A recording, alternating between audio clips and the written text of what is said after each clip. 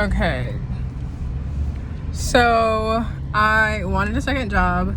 I had got one at Starbucks, $18 an hour, but then I had the breakdown. I walked down in the middle of it.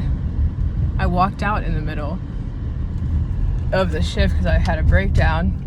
But I wanted to have a second job so I can have money to pay off a little bit of debt. At the next light, so I've been looking and seeing if I can work at Dunkin', and they all said, no, we're not hiring right now.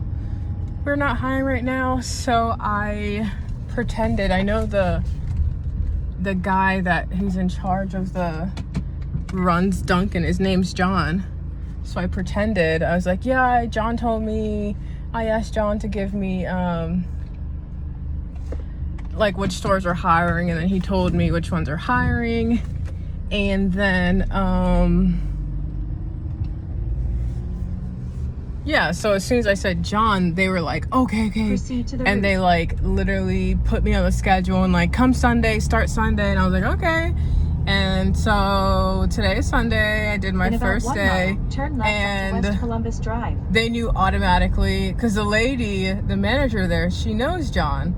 So she's like, yeah, I know John. And then I panicked. I was like, oh, no, I didn't say Sean. I said John. I didn't say John. I said Sean, you know, trying to like make it seem like they misunderstood me. And so,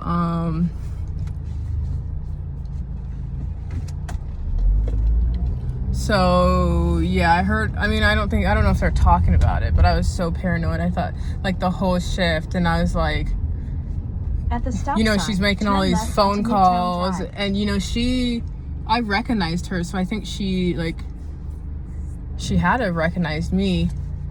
And she had to have recognized me, and so she's asking me all these questions. Well, how long has it been since you worked? And I'm just like making up all these answers. And then I heard them talking, and once again, I don't know if it's about me, but they're like, fire her ass. And I'm like, uh-oh.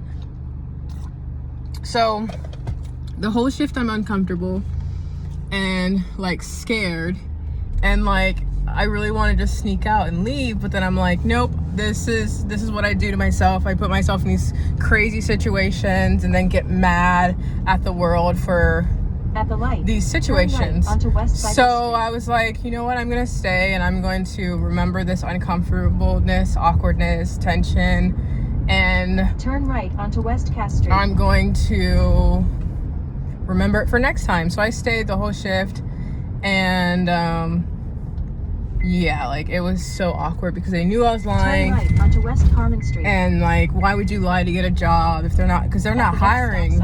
But they heard that I knew John, so they put me on the schedule. So if they put you on the schedule, everyone else's hours get short because they can't go over so much hours for the store unit. And so yeah, it was just awkward, and